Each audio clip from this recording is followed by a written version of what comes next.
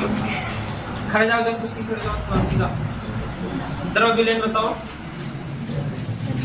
ऐसा विलयन जिसमें विलायक के अणु द्रव ऐसा विलयन द्रव और विलय द्रव तीनों उसे द्रव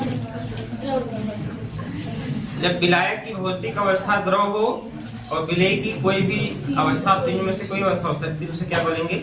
द्रव विलयन। बैठो, अमन खड़े जाओ। तो संतृप्त विलयन बताओ। संतृप्त विलयन स्थिर ताप पर किसी विलयन में यदि और अधिक विलय पदार्थों को घोला जा सकता है उसे संतृप्त, और अधिक विलय पदार्थों को नहीं घोला जा सकता उसे संतृप्त। गुड, बैठिए।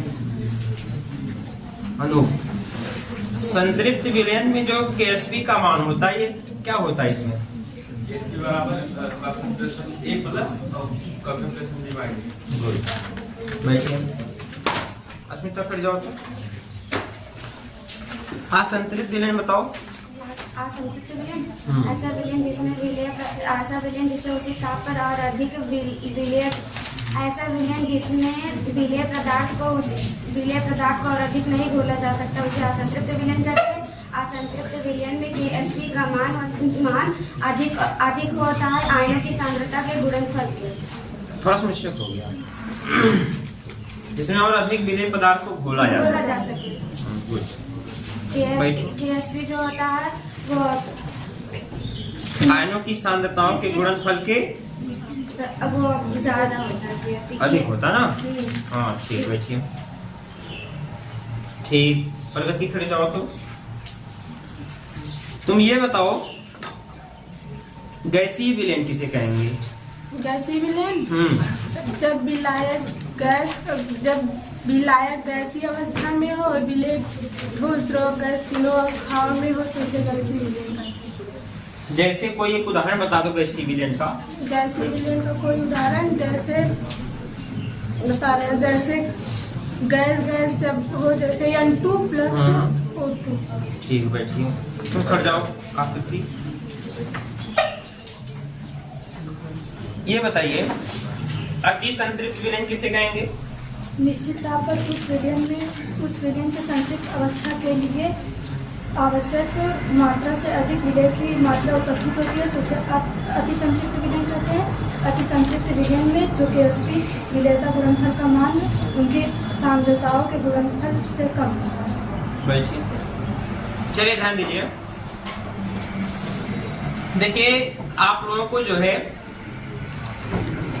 2 टॉपिक खत्म हुआ है। एक था इंट्रोडक्शन ऑफ सॉल्यूशन, विलयन का परिचय था।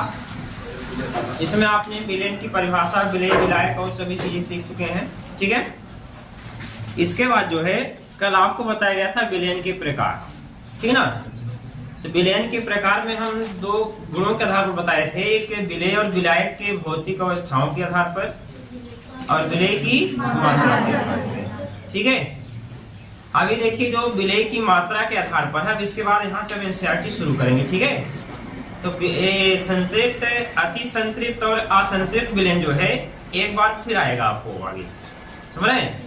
तो वहां पे थोड़ा से दूसरे तरीके समझाया गया है। ठीक है। अब देखिए, आज हम लोगों का एक नई टॉपिक है जो ये पेपर में यहाँ से न्यूमेरिकल्स बहुत अच्छा बनता है। हर साल यहाँ से 2 नंबर के न्यूमेरिकल्स बनते हैं। ठीक है।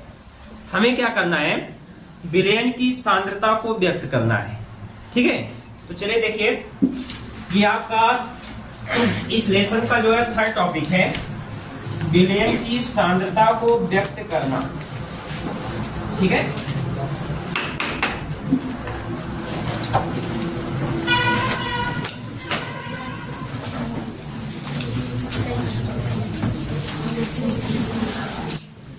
इसी समय आप लोग जो भी फार्मूले क्रिएट होंगे सब न्यूमेरिकल लगाते चलेंगे, समझ रहे हैं। देखिए,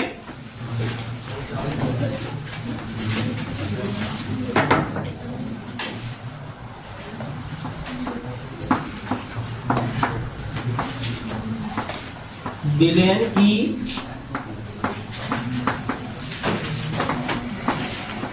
सांद्रता को व्यक्त करना। ठीक है, ये आपकी एक थर्ड टॉपिक है, ध्यान दीजिएगा। ठीक है, विलयन की सांद्रता को व्यक्त करना।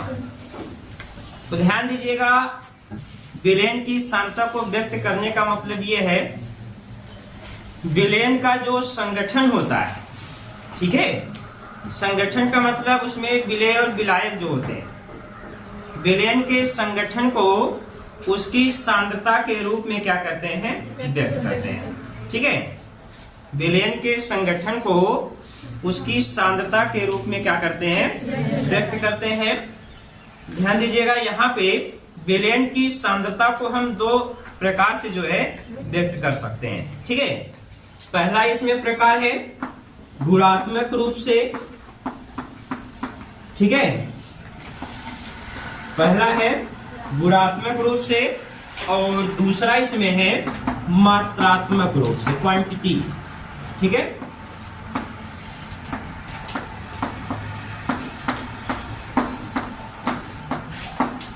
पहला देखिए क्या है, गुणात्मक रूप से विलयन की सांद्रता को व्यक्त करना है, और दूसरा क्या है, मात्रात्मक रूप से विलयन की सांद्रता को व्यक्त करना है।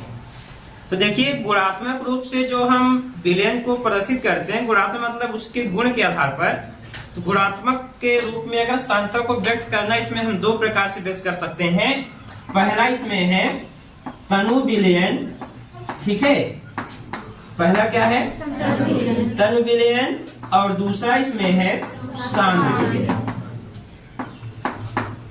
ठीक है ना, पहला क्या है, तनु विलयन, और दूसरा क्या है, सांद्र विलयन।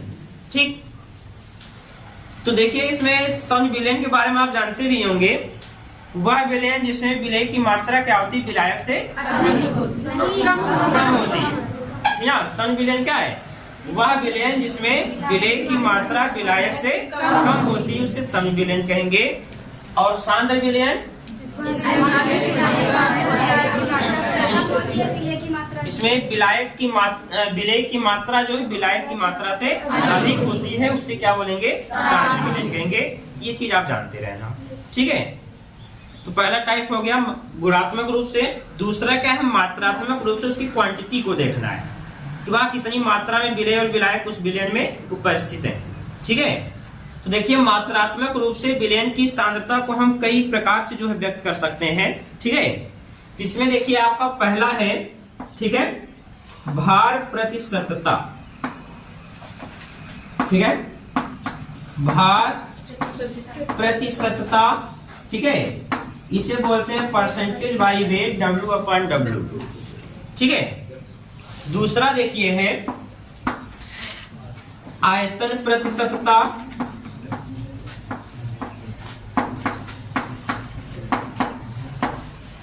इसमें दूसरा है आयतन प्रतिशतता, जिसे वॉल्यूम/वॉल्यूम। ठीक है, तीसरा है इसमें भार आयतन प्रतिशतता, भार आयतन प्रतिशतता, इससे W/V। ठीक है ना, इसके बाद देखिए आपका चौथा है, ठीक है, इसमें है ppm में सांद्रता। ठीक है, ppm में सांद्रता। ठीक है, इसके बाद देखिए अगला है मोलरता। ठीक है, इसके बाद अगला है मोललता। ठीक है, और लास्ट है इसमें मोल अंश। ठीक है, मोल अंश या मोल प्रभाव बोलते हैं इसको। हमें देखिए इतनी टॉपिक्स पढ़नी है। ठीक है ना, तो इसमें क्या है, मात्रात्मक रूप से हमें देखिए जो आपके ये 3 टॉपिक्स हैं, ये भार प्रतिशतता, आयतन प्रतिशतता, भार आयतन प्रतिशतता। ठीक है, यहाँ पर इस टॉपिक में केवल मतलब ये रहेगा, कभी न्यूमेरिकल्स लगाते समय, इसे मान लीजिए हमें मोलर्स की गणना करनी है, तो इसमें कुछ विलयन होते हैं, परसेंटेज में दिए होते हैं। ठीक है, अब परसेंटेज में दिया तो उसी परसेंटेज से हमें समझना है कि इसमें विलेय कितनी मात्रा में है और विलायक कितनी मात्रा में। ये केवल 3 टॉपिक्स यहां से मतलब है, समझ रहे ना। तो ध्यान दीजिएगा, अब यहां पर देखिए ये तो 2 चीजें हो गई, तो हम एक एक करके हमें क्या करना है, इसको पढ़ना है, ठीक है। तो ध्यान दीजिएगा, थोड़ा से इसको जो हम इसी समय नोट करते चलते हैं, ठीक है।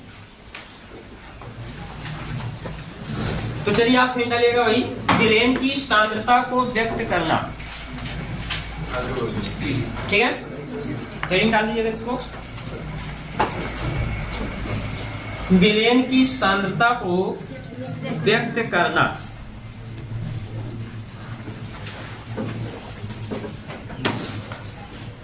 ठीक है, देखिए विलेयन की सांद्रता को निम्न 2 प्रकार से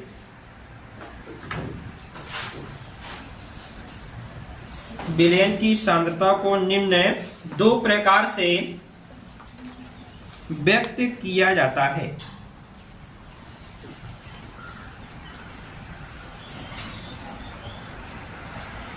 विलेयन की सांद्रता को निम्न 2 प्रकार से व्यक्त किया जाता है। नंबर 1 हिंट है गुणात्मक रूप से, गुणात्मक रूप से।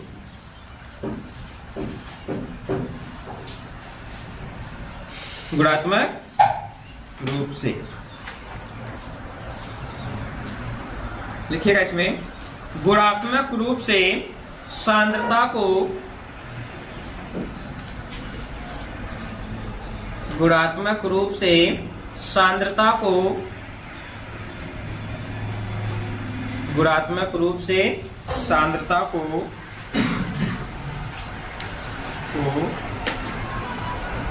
तनु विलेयन,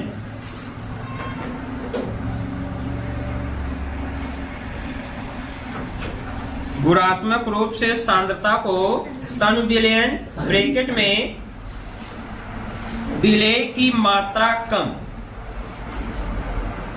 ब्रैकेट में विलेय की मात्रा कम, गुणात्मक रूप में सांद्रता को तनु विलेयन ब्रैकेट में विलेय की मात्रा कम, ब्रैकेट बंद, तथा सांद्र विलेयन, तथा सांद्र विलेयन ब्रैकेट में विलेय की मात्रा अधिक,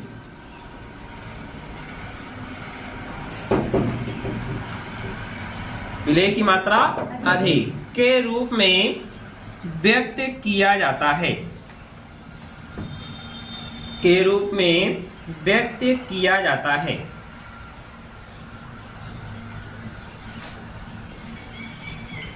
के रूप में व्यक्त किया जाता है। इसको हम जानेगा वही नंबर 2, मात्रात्मक रूप से, ठीक है। मात्रात्मक रूप से,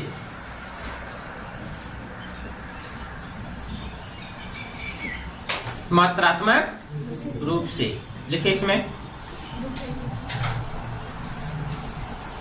मात्रात्मक रूप से विलेयन की सांद्रता को, मात्रात्मक रूप से विलेयन की सांद्रता को मात्रात्मक रूप से विलेयन की सांद्रता को निम्न प्रकार से व्यक्त किया जाता है, निम्न प्रकार से व्यक्त किया जाता है, निम्न प्रकार से व्यक्त किया जाता है। ठीक है, चलिए आप देखिए ना, यहां पे हम एक एक करके पढ़ते चलते हैं, ठीक है। ध्यान दीजिएगा, चलिए ध्यान दीजिए।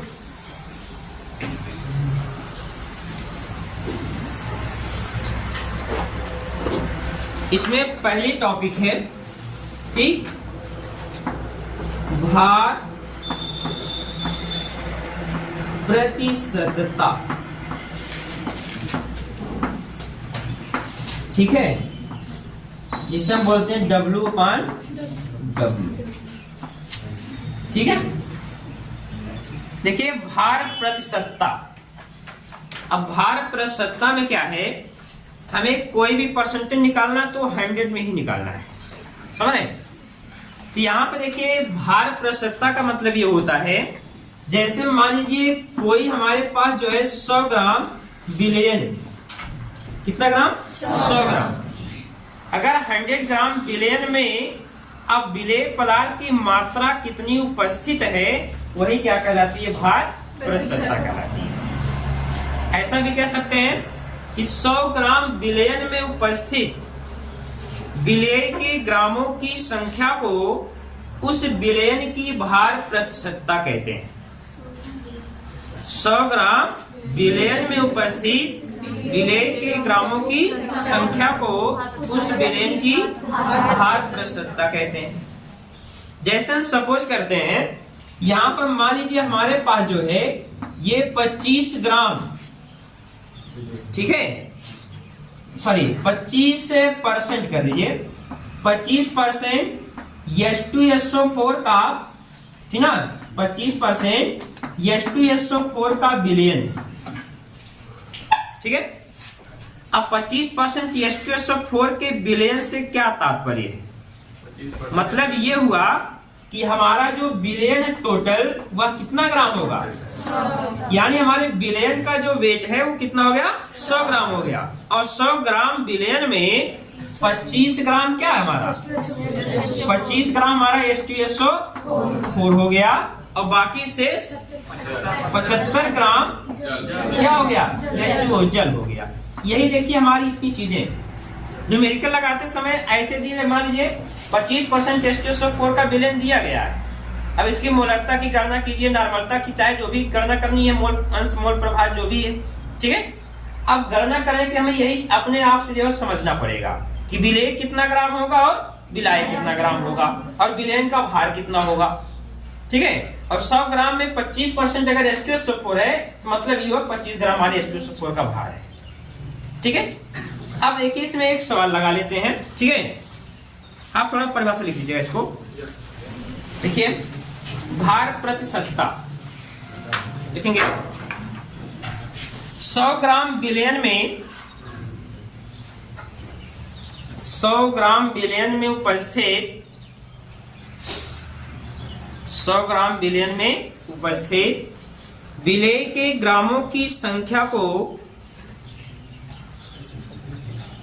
100 ग्राम विलेयन में उपस्थित विलेय के ग्रामों की संख्या को विलेय के ग्रामों की संख्या को विलेयन की भार प्रतिशतता कहते हैं। विलेयन की भार प्रतिशतता कहते हैं, ठीक ना। जैसे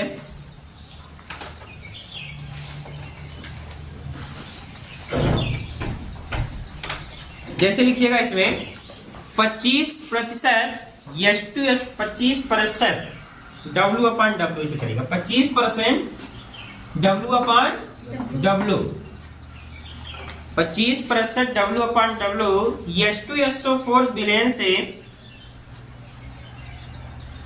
H2SO4 विलेयन से तात्पर्य है कि 100 ग्राम विलेयन में 100 ग्राम विलेयन में कितना? 25 ग्राम H2SO4, 25 ग्राम H2SO4 तथा शेष जल उपस्थित है, शेष जल उपस्थित है। लिखिएगा भार प्रतिशतता बराबर हो जाएगा क्या? विलेय का भार ग्राम में अपान विलयन का भार, ऐसे करिए, विलेय प्लस विलायक, ठीक है, का भार, इसमें रहेगा ये ग्राम में और गुणे 100, ठीक है। ये हो जाएगा क्या, भार प्रसत्ता बराबर विलेय का भार ग्राम में अपान विलेय प्लस विलायक का भार ग्राम में इंटू 100, ठीक है। नोट कर लीजिएगा इसको। चलिए एक न्यूमेरिकल लगाइए। एक सवाल देख लेते हैं, देखिए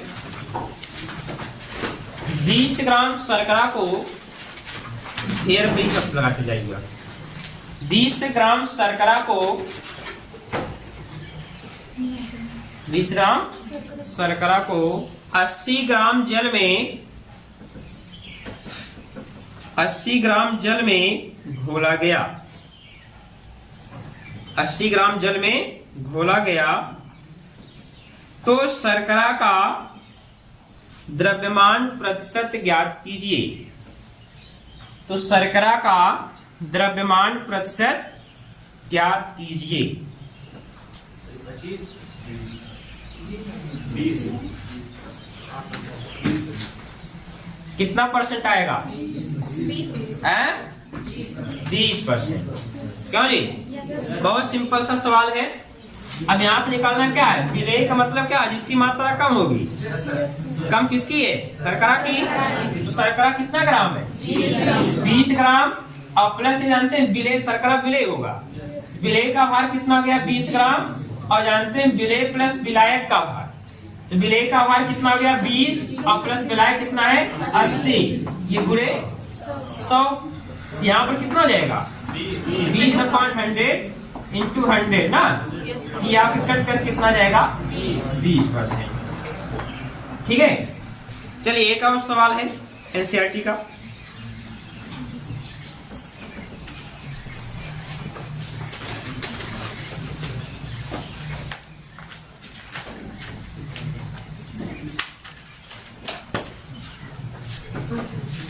लिखिए, यदि 22 ग्राम बेंजीन को, लिखिए, यदि 22 ग्राम बेंजीन को, 22 ग्राम बेंजीन को 122 ग्राम, 22 ग्राम बेंजीन को 122 ग्राम कार्बन टेट्राक्लोराइड CCl4, 122 ग्राम CCl4 कार्बन टेट्राक्लोराइड में घुली हो तो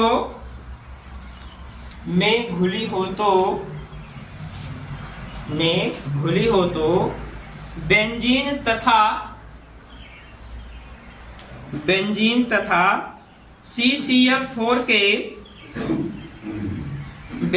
तथा CCl4 के द्रव्यमान प्रतिशत की गणना कीजिए। बेंजीन तथा CCl4 के द्रव्यमान प्रतिशत की गणना कीजिए। द्रव्यमान प्रतिशत की गणना कीजिए। 15.28। 15.28। बहुत अच्छी बात है भाई। और बाकी लोग बताइए। 15.28। CCl4 कितना आएगा? क्या निकालिए?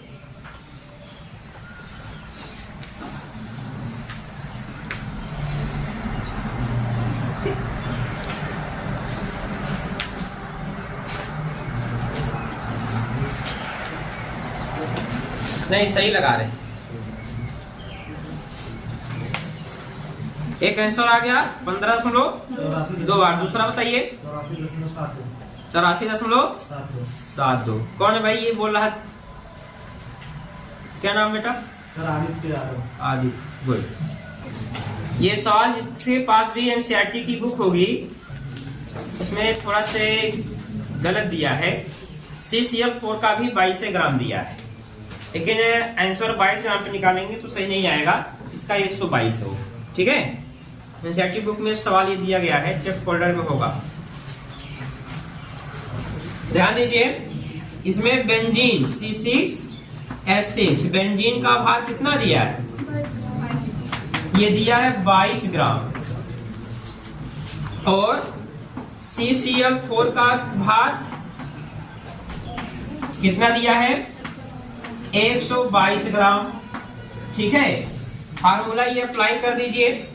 यहाँ विलेय का भार हो जाए कितना? 22/22 प्लस 122 गुणे 100।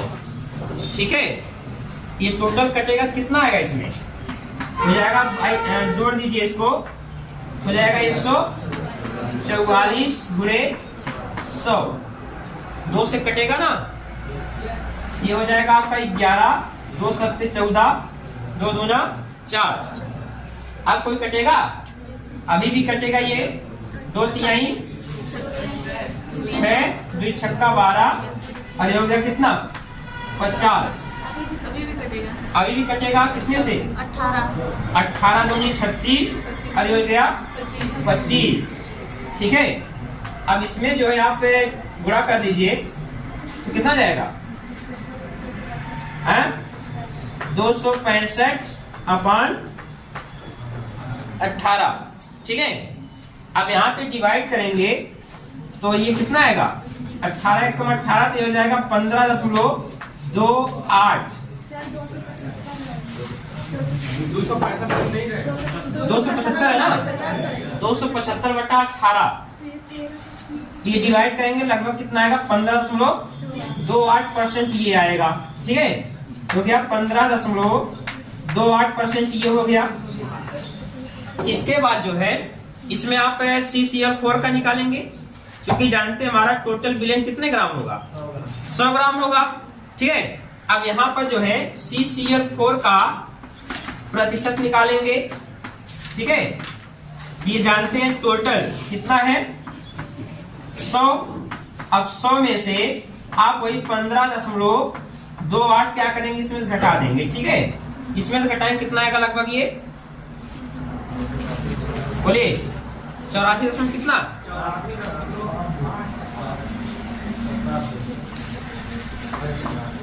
84.72। ठीक है, ये इतना परसेंट ये जाएगा।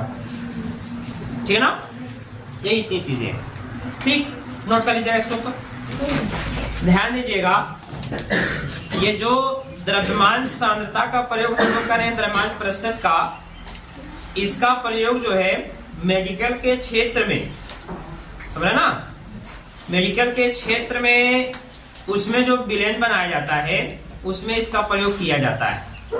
चाहे वह लिक्विड फॉर्म में हो, चाहे टैबलेट्स हो, जो उसमें सब्सटेंस मिलाए जाते हैं, जो केमिकल्स मिलाए जाते हैं, सबका जो पैमाना होता है W/W में किया जाता है। ठीक है, यही नोट में लिखना। लिखिए, द्रव्यमान प्रतिशत में व्यक्त सांद्रता का उपयोग, द्रव्यमान प्रतिशत में व्यक्त सांद्रता का उपयोग, द्रव्यमान सांद्रता में व्यक्त सांद्रता का उपयोग, द्रव्यमान प्रतिशत में व्यक्त सांद्रता का उपयोग रासायनिक उद्योगों में, रासायनिक उद्योगों में, रासायनिक उद्योगों में रासायनिक पदार्थों के विलयनों की सांद्रता, रासायनिक पदार्थों के विलयनों की सांद्रता, रासायनिक पदार्थों के विलयनों की सांद्रता व्यक्त करने में किया जाता है, व्यक्त करने में किया जाता है, व्यक्त करने में किया जाता है। ठीक है, लिखेंगे जैसे व्यावसायिक ब्लीचिंग विलयन में, व्यावसायिक ब्लीचिंग विलयन में व्यावसायिक ब्लीचिंग विलयन में sodium hypochlorite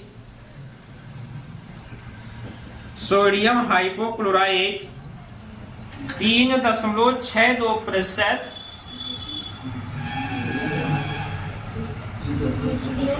sodium hypochlorite 3.62% W/W होता है,